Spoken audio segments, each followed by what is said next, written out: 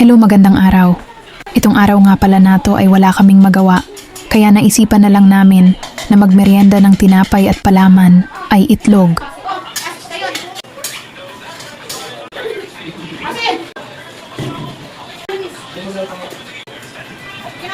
At makikita mo nga dyan na ang kukulit ng mga anak ko. Ganyan po talaga sila, mabait lang po sila kapag tulog. Hahaha.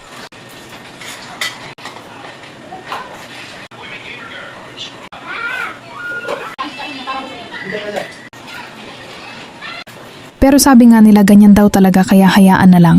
Dahil minsan lang ang daw sila bata.